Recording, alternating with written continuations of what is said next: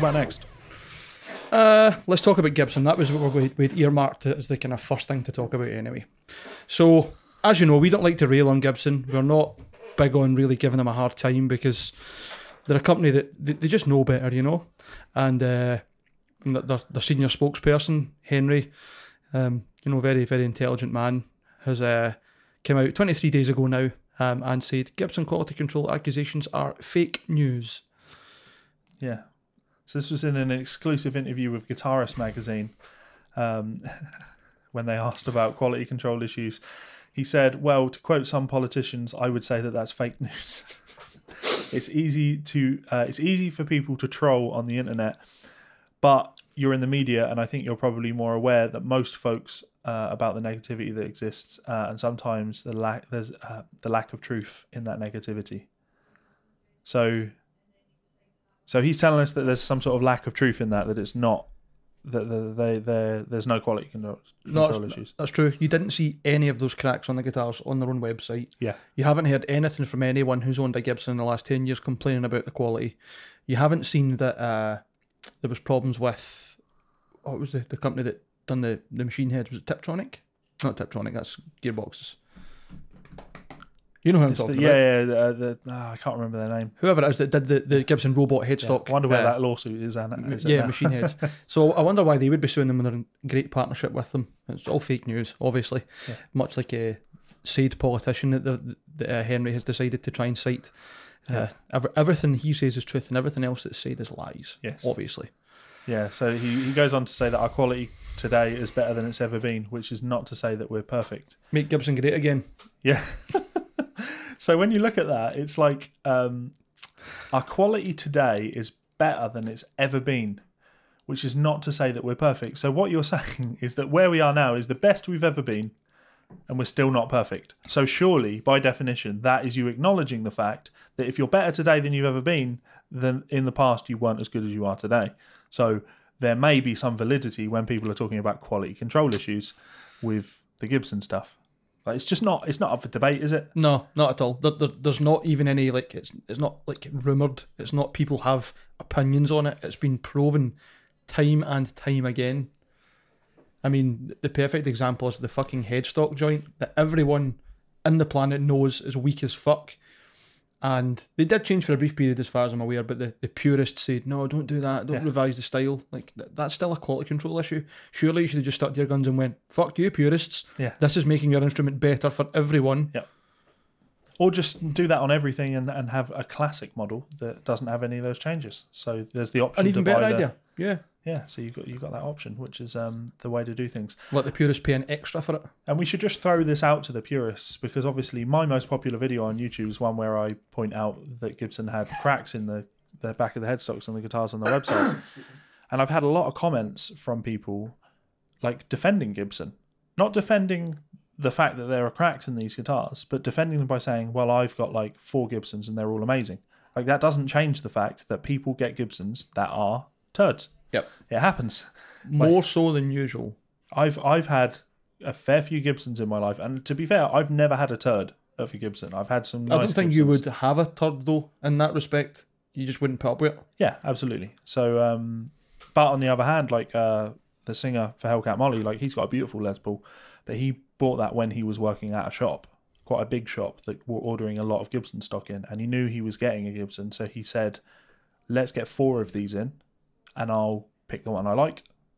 And he said 3 of them were turds, and the one he got was magic. And we say turds like they're absolute piles of shite, but it's not that, is it? The quality doesn't represent the price. There should just be some sort of consistency between every single guitar. You'd think so. If you can pick one up and say this one is better than the others, then there's something wrong here. Like, I just don't think you're going to get that with an Ormsby or a Mayonnaise or a Vigier or anything like that. There's just that care and attention that goes into it. Everything that leaves our factory, it's important that it's top notch. I think Gibson are now are of the mindset, that they are now of the stature they can't fail. Yep. Like, as if it doesn't matter what people think of our brand now, because the brand is so big, like Fender, that people are always going to buy our products. It doesn't matter what we do. That's not the truth. It couldn't be further from the truth. Yep. And everyone else seems to get it, for the most part, that unless you keep people happy and you keep your quality control high and you keep your reputation high, then it's not worth anything. Mm-hmm. There's no point in doing anything if you're not going to put some sort of integrity in it at all. They've got a long way to go before they achieve that, to be honest, and they'll never achieve it. There's a term for it whereby a company that makes a product is so ubiquitous in the manufacture of that product that people associate their product name with the actual name of the thing. So an example of that would be jet ski. Jet ski is A brand. Is a brand of jet powered water mobiles. Hoover. Hoover or wheelie bin and things like that. Like you have to go a long way in this industry before you achieve that level of ubiquity. Mm-hmm. Duct tape, Velcro, like these are companies that own that became the household name for the item rather than so that you brand. can buy off-brand duct tape. You'll still call it duct tape though, won't you? Because that's just what it is. You don't think of it as being like water-resistant adhesive tape. No, you don't. Which is what it is. It's just duct tape. So yes, unfortunately, Gibson, you've got a very, very long way to go before my mum, like when I say I want a guitar, she then goes to my dad and says, he really just wants to be a Gibson player. You know, like, you know that shop down the road that sells all the Gibsons? Yeah. You're not there, Gibson. Get the fucking finger out. And we were reminded of why you were not there recently at the end of June.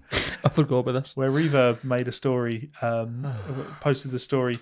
Remember when Gibson tried to market a Hendrix signature Strat? That is fucking abhorrent, isn't it, really? Yeah. So people do forget this. Gibson tried to market, they made a Strat signature model to Jimi Hendrix. And the one that we're looking at right now, I mean, it's an abomination for so many reasons. The main one being, obviously, Jimmy played a Fender. He was also a left-handed guitar player that played a right-handed guitar turned upside down. This is just a right-handed guitar. Like, there's nothing about that. Not a single thing that says Jimi Hendrix about. Well, it's got a reverse headstock on it. With the word Jimi Hendrix wrote on it. Yes. In the style of his signature, which even then looks gaudy and terrible. Yes. And the sticker on the scratch plate. You know what it looks like? It looks like the kind of guitar you would buy from Argos for Christmas. Yeah. Like, it's so badly done. Yeah. Yeah. Like, they've obviously thought, fuck, we can't really just make a standard Strat body because we'll get sued to fuck. What can we do that makes it changed? And they've butchered it. Yeah. I'm just trying to find out who this quote is from.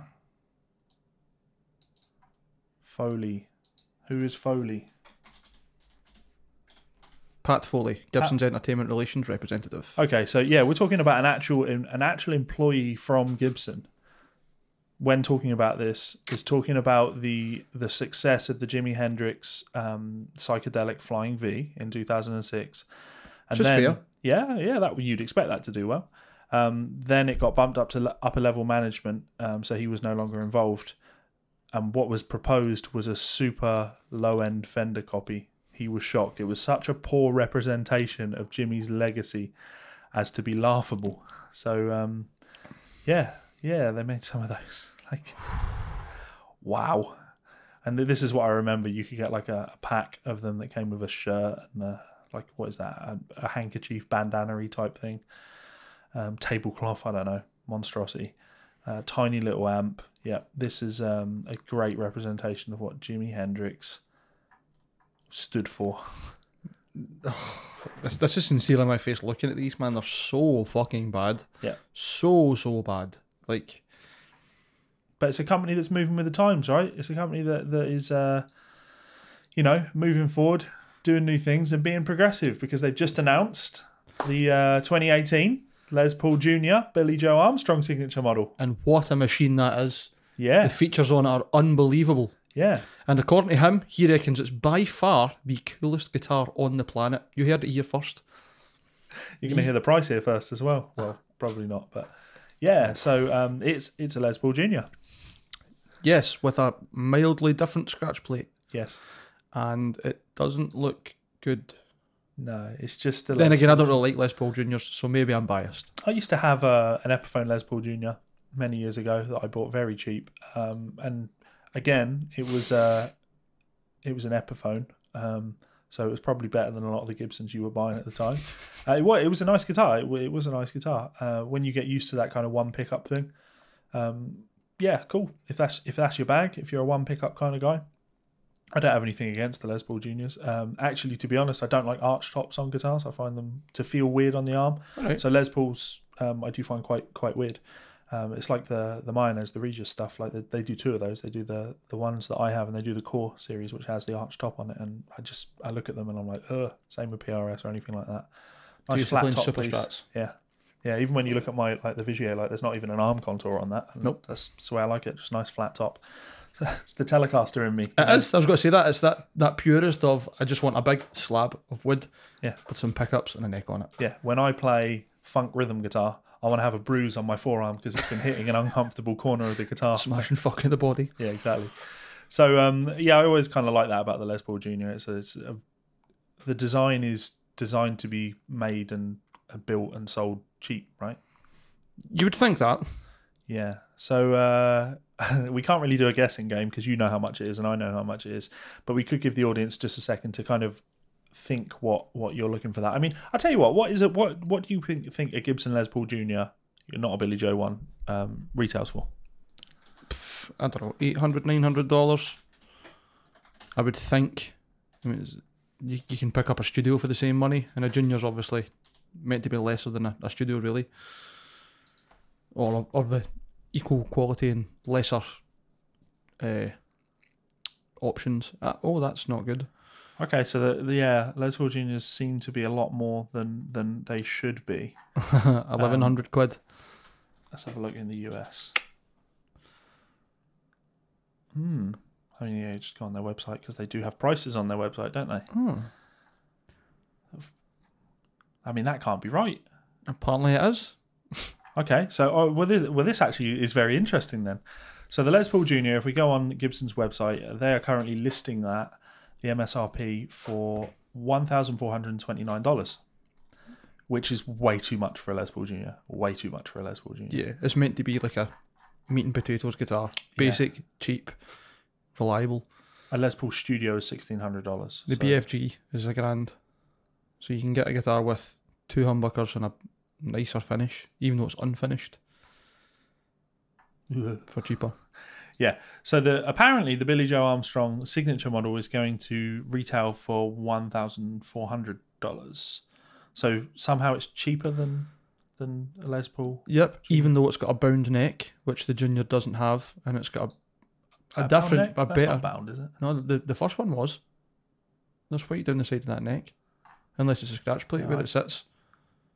Oh, I see what you mean. Who knows? I'd be surprised. Yeah. It looks bound in that photo, so maybe I'm wrong. I apologise if I am. But regardless, it looks like a better spec Les Paul Junior, and it costs less than a normal Les Paul Junior. Yeah. So, Gibson, what the fuck are you thinking? Yeah. Really? I know.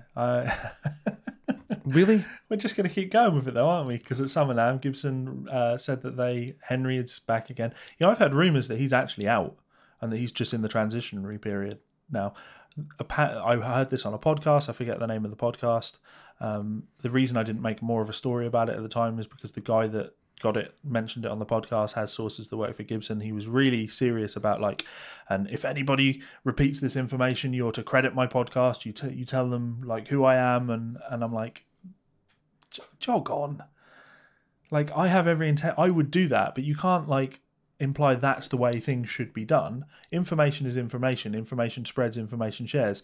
You can't say I can track everything back to me leaking this information, and the person that is telling it must know that it came from me, because I've just told you.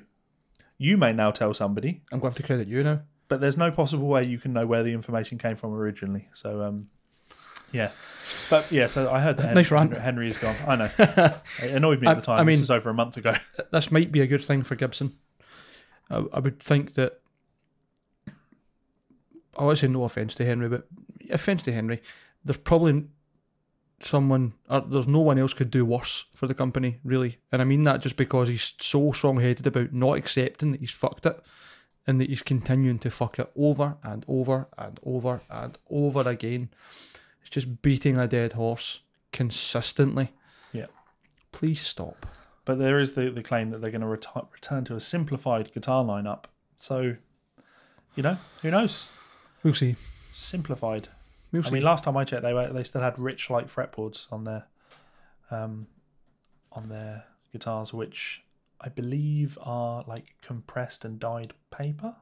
I think so, if not some sort of plastic compound. Right. So yeah, either way, it's not what you want, is it? I mean, if it tonally doesn't make a difference, I don't care, but I'm not going to pay a premium, which is what Gibson expects for every model for inferior products. It's a really good way of looking at it. When you think about it, you've got everyone else who's willing to use rosewood and ebony and all the other restricted woods, and you pay the premium for it because you know you're getting the quality. Mm-hmm. Whereas it seems to be that Gibson want the premium, but not to give you the quality. Yep.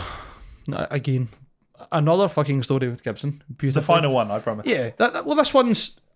Maybe this is a light at the end of the tunnel. Is it? It could be. I like this, actually. So the title on this story is Joe Bonamassa, I know the people that are taking over Gibson and they're good guys. I mean, you're a very high endorser for the company, very high up in... So of course you're going to know what's happening behind the scenes. Well, there was a rumour that it was him. Exactly. And you speculated that you didn't speculate that might be the case, but you saw some validity to that, didn't you? You thought it was possible. Well, there's every chance. I mean, I'm not saying the guy's got like infinite wealth, but being one of their main endorsees and having quite a credible amount of their historical products. Yep. Be a big collector of Gibson and Fender and amps and fucking everything. The guy's got fucking unbelievable things. And unbelievable wealth as well. So he's also got quite a good stead in the community in terms of knowing what he's talking about as well. And he doesn't seem to... I'm guessing by the fact that he is quite an enthusiast and a collector, he probably won't put up with shit quality. So I just kind of had the impression, if there was any validity in the fact that he would be interested, then he would be a good contender and a serious contender if someone else was willing to give him the reins or go in financially with him. Yep. Keep talking. I don't think it's the case given the headline in this, obviously, unless he's maybe a silent partner. And this is him kind of bigging it up. Because it's still possible that he's going to have some stake in it. No one else has came out being a Gibson endorsee enthusiast and said, "Oh, it'll be great. Well, this is why I wanted to kind of double scan the story, because they do go on to ask him. Joe talks about the fact that there were rumours circulating that he was going to buy Gibson, and he doesn't say that I'm not involved. He says exactly what I said at the time, which is, "How well off do you think I am? I play blues rock for a living." It's like a vow of poverty. I mean, of course, you tell me that, Joe Bonamassa, when you're holding probably easily $1 million or pounds worth of fucking equipment in your home. Yes. And you don't spend any time worrying about buying another instrument to add to that collection. Yeah. But still, his comment of how am I going to buy a guitar company, he's totally right. That's obfuscation, but as far as I'm concerned, he's hiding in plain sight. But that doesn't... He's not said, I'm not involved. So I could see him being a silent partner. I think there's potential for that. Certainly a high-level investor. Even take him on as like the brand manager or something. Yeah. There's every chance he's going to be involved to some degree. And it would make sense. He says, I have friends over there. We sold over 10,000 Joe Bonamassa and Gibson guitars in the last 10 years, which is crazy. It's a testament to the fans. Great relationship because I'm a guitar geek and I've embraced that. So it's almost like he's preparing people for it. I'd like him to have some sort of involvement. I think it'd be cool. Can't decide whether it's the case, but well, I mean, he has involvement. Surely he has involvement just by the fact that he knows who's involved, and they're going to be talking to him. They're going to be bouncing ideas off him. What do you think about this? Who else is out talking publicly about what's happening with Gibson in the future that's an endorsee? Yeah. No one. So he's one up on all of them so far. Yeah, good point. Yeah, Slash hasn't made any comment on it. So, and Zach Wilde ran for the hills. So, here's one for you. Which do you think are worse, Gibson or Wild Audio? Quality control wise or objectively? Which would you rather have? Would I rather have a Zach Wilde Les Paul or a Zach Wilde Wild Audio? That's a tough question. Yeah. Because, I mean, stylistically, I'd rather have the Gibson. But at the same time, it could end up being the worst guitar you've ever owned. Yeah, so And I could also get a wild audio and have the ugliest guitar I've ever owned. But it could be a great guitar. How do you make that decision? yeah, it's a tough one. Do you want a pint of sick or do you want a piece and shit? And Piece for being a sandwich. Yeah, I was going to say, for anyone outside of Scotland, a piece is a sandwich. And for anyone else in America, a British pint is bigger than an American pint. So it's even more sick than you would think. Is that true? That's actually true. No, that's not. No, that's not true. It is. The Americans don't call them pints. They do as well with gallons. What? Gallons smaller as well. It is. Let's not talk about it because we're just going down a wormhole. But genuinely, I looked up. I mean, I'm going to sit quietly on this one and let the people in the comments do that for us. Welcome to do so. My rage, and this is me going off on a rant. I have a collection of pictures. When I say a collection of pictures, I have like 2 pictures, but that is a collection of pictures because it fucking infuriates me. If I'm at anywhere, A collection. Yes. Fuck off. Yeah, well, I've got a collection of Ormsby's. Yeah, I'd be able to get more because this isn't uncommon. Do you want to see my trainer collection? Yeah. Sorry. I could get more. We could go down to a shop now and I could get more pictures, right? Yeah. The amount of places that sell like novelty glasses, like pint glasses, Star Wars pint glasses, and on the packaging it says 500ml Star Wars pint glass. Not a pint. Not a pint. You're 68 milliliters short. This is a 500ml Star Wars glass. Take the word pint off that. Yes. You won't get a pint in there, you scumbags. Yeah. Accounting for form. So cool. Let's move on to touring.